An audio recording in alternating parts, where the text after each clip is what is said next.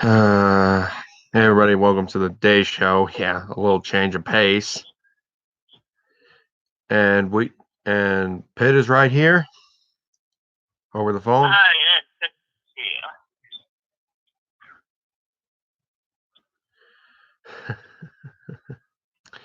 Yeah, and I got new haircut, whatever. Either way, we got some things to talk about. That being, now we have update on the Onion, aka Onision, Greg Jackson, whatever you want to call him. yeah, it's been a while since I've heard about that guy. Yeah. Apparently, like he agreed to this Chris Hansen interview when really he didn't follow all of his terms. He claims he did, and not to mention what ultimately, I believe Chris Hansen canceled the interview is because he's gone into other streams trying to so-called like respond to the allegations, but all he does is just goes in there, curses and insults the person who's interviewing him. He doesn't even mention nothing. Just being completely uncivilized. You know what this means? He's guilty. What does this mean? He's guilty because if he because obviously he's got something to hide, or else he wouldn't be so hesitant to talk about it. Oh, you have a point there.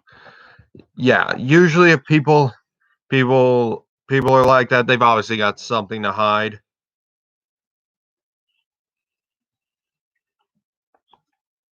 And I just hope this. I just hope they get enough evidence to throw him in prison. Because this is ridiculous. That's enough, you know?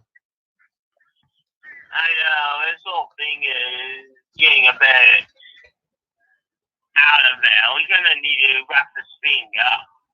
Yeah, but these things take months. Anyhow, but anyway, we got a new topic of discussion. I don't know how many times I'm going to even talk about this dude, but probably once.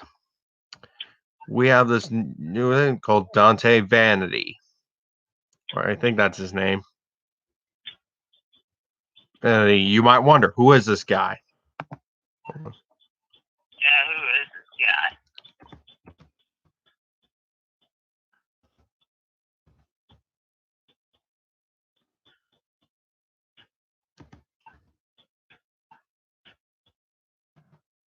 Is this? Hold on, that's not. Hold on, I'm probably getting his name wrong. Without a question.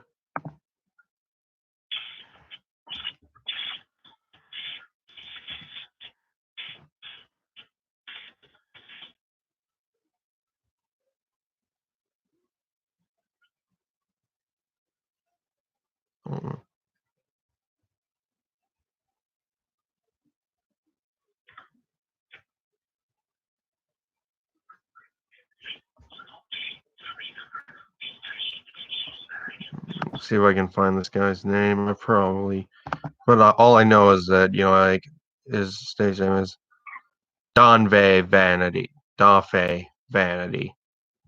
Okay, I got it right. I was close. Let's look up, see who this guy is.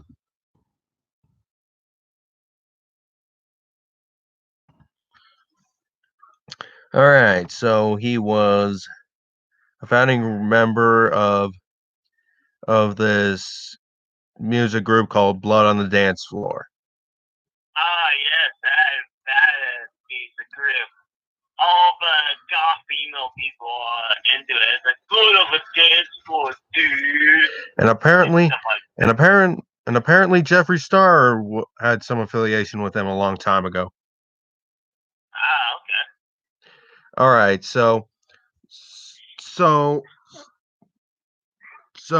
let's talk. Let's see, what does it say? For years and decades, probably longer than Onision, he's been accused of, having relationships with minors.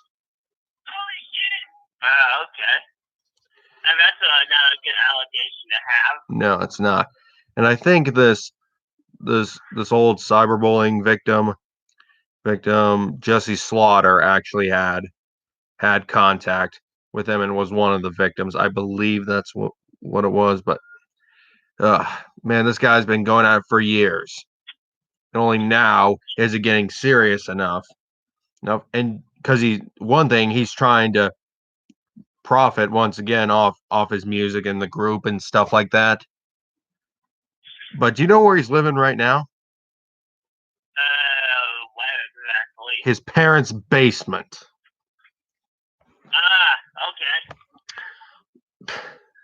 Okay. In his 30s. I guess we have no. So he's profiting too much on his music. Yeah, he's not really profiting that much. Anywho, I guess we don't have too much to talk because we're both in our 20s and we still live in our family homes. Good point. I've been trying to move out, but I haven't worked out so far. Yeah. But one of these days. Yeah. It's not good. Yeah, it hasn't worked out good and for me either. But either way, I'm just gonna keep this guy brief. This guy is probably just as bad as Onision, if not worse, because he's gotten away with stuff for probably longer than he has. Oh, I mean, considering this guy's been around way longer than Onision has anyway. Yeah, not to mention one of the victims, like they originally had charges, but they dropped the charges on him years ago. Why? Yeah, why exactly? Why? He basically went over to one of his underage fans' house. He offered to do her hair in this whatever way, and I'm like, what? You're really gonna let a stranger, even if it's your what do you call it? Your idol. You're gonna let him come into your house and potentially do stuff to you. You're a moron.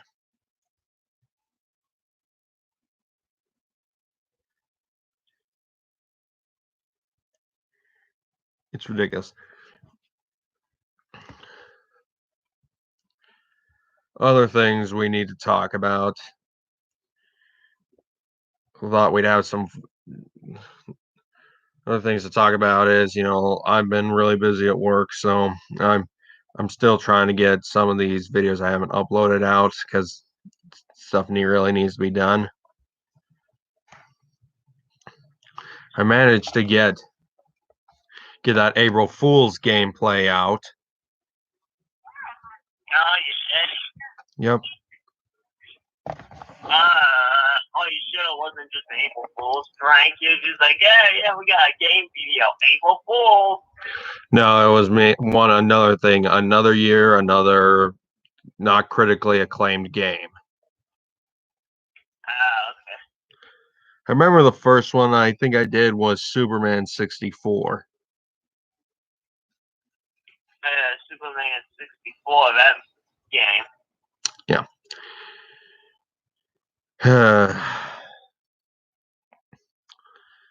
And I thought, hey, why don't we have some fun today?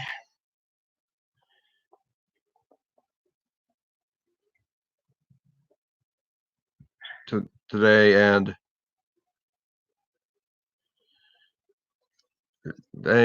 and let's do some Chris Chan story or something like that.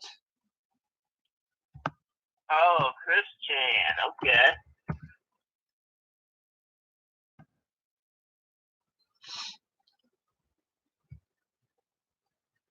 All right, so let's go to the quickie and let's just find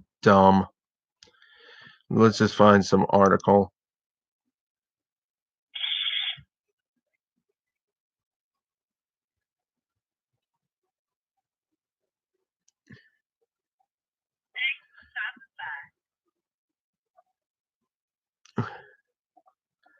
Let's see.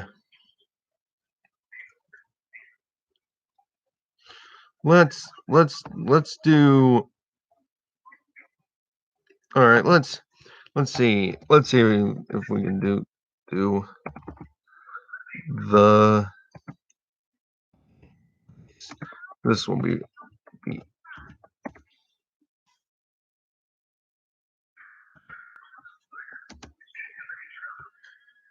okay.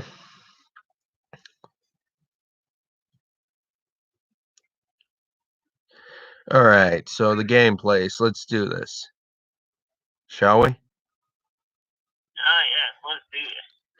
The gameplay is also known as Seville's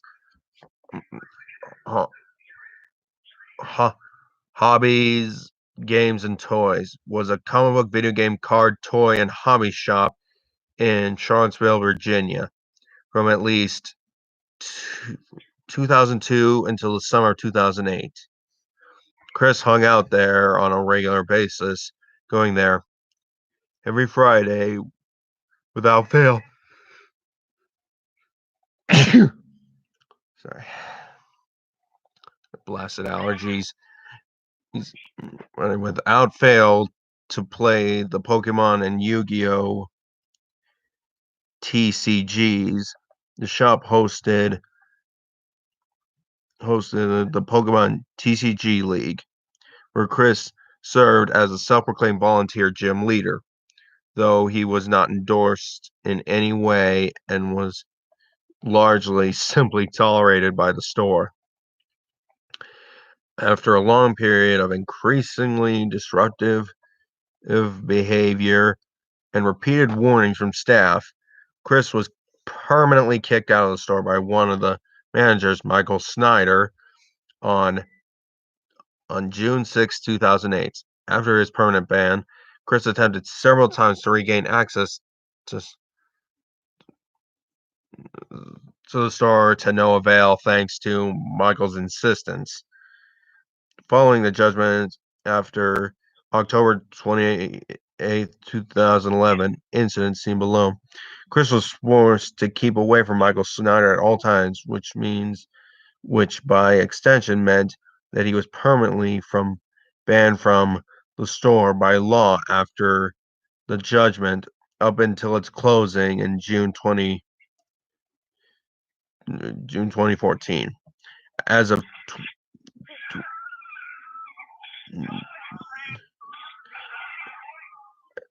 as of 2015, the premises formerly occupied by the place are now host to Gear Hearts, an artisan chocolate shop.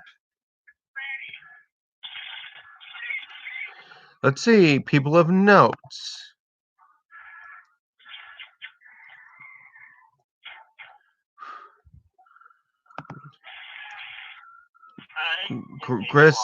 Chris originally met Megan Schroeder at the game place in 2005. They bonded over their shared interest in Yu-Gi-Oh! Megan continued to hang out at the shop even after her friendship with Chris collapsed in the spring of 2008. Although their relationship by that point was strained, to say the least. Once she broke off all contact with Chris, she did her best to ignore him entirely when they were at the store at the same time. The other two best known patrons of the shop, aside from Chris themselves, are Mims and Lucas. The two friends are the primary source of what is known about Chris's behavior at the game place, and most of the information in this article, which they revealed during a detailed Q&A session on the PVCC forums.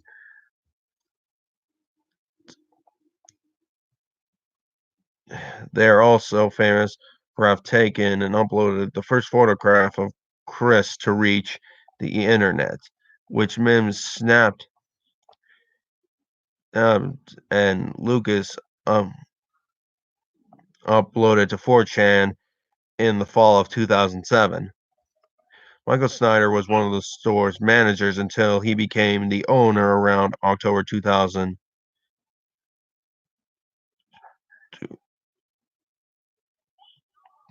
October 2011. Chris often mistakenly referred to Snyder as the store's owner long before he purchased the store. Snyder would eventually become one of Chris's real life enemies when he kicked Chris out of the store in the summer of 2008. Okay. All right, Chris's attitude at the game place. Chris would rarely ever shake anyone's hand after a game, and when he did, he quickly followed up with hand sanitizer. In the early Like a germaphobe. in his early days at the game place, Chris's behavior seemed to have been more childlike, for lack of a better word, according to Mims, who was a regular at the, the store or for the entire time Chris hung out there. Chris avoided using foul language when he first started gaming at the store. He also never failed to show up for Pokemon games in his old ass Ketchum costume.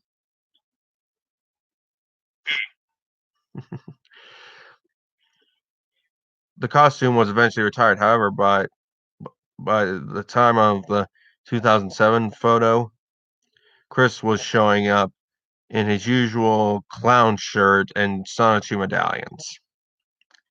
And Chris's behavior grew more aggressive and vulgar over the years. According to Mims and Lucas, Chris often became angry at his card game opponents, even small children.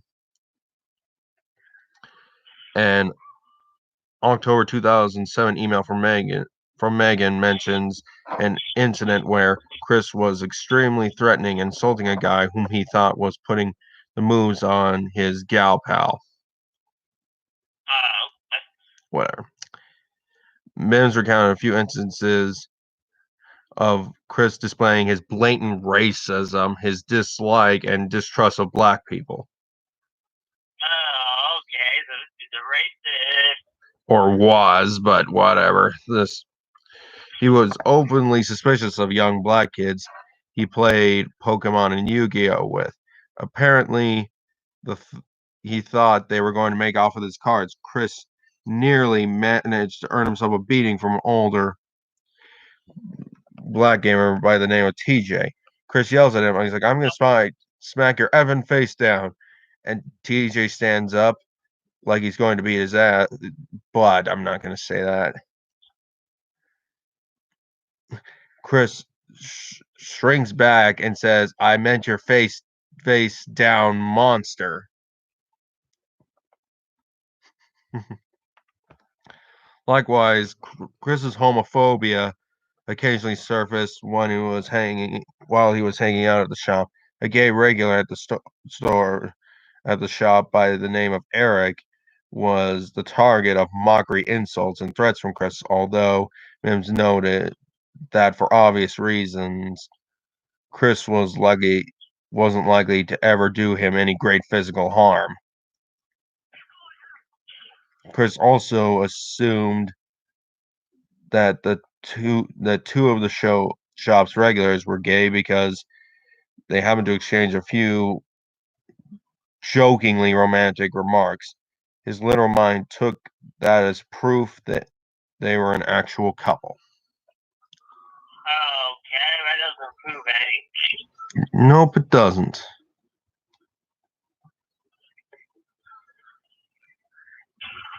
I'm gonna do this last article and we'll finish this some other time, but Okay.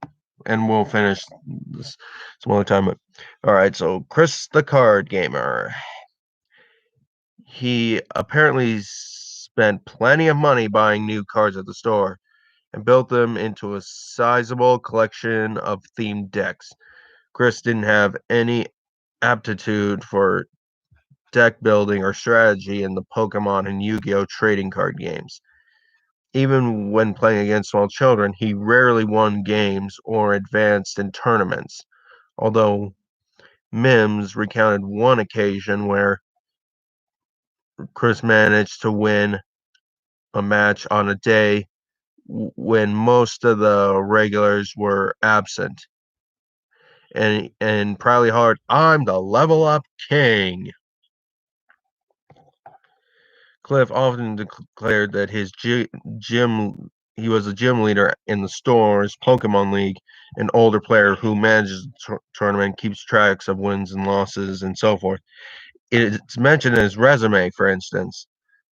He talks about it, and he talks about it in the Father Call. However, his memory has apparently inflated his role considerably. He wasn't actually a gym leader, said Mims, but rather a substitute who took the place of a regular gym leader on a few occasions. He also wasn't very good at the at the job, reportedly becoming angry and snapping at players that he was supposed to be taking care of. This earned him his first ban from the store, lasting 2 weeks, which, according to Lucas, began April 4th, 2008. To to Chris's very slight credit, Mims said he did resist using his custom Pokemon and Yu-Gi-Oh cards in actual games. Mims and Lucas also noted that he played the Universal Fighting System card game often and playing female characters such as Cassandra and Chun-Li. I have no idea what Universal Fighting System cards are. Do you? No, I have no idea. Yeah, neither do I. All right, that's enough of that for today. So yeah, I thought I'd just go live with you. And wait a minute, we got some time. So how's your work been going during this whole pandemic? Well, everyone's freaking out, of course. Yeah, of course. Of course. My job's still going fine. Okay. And so no complaints here.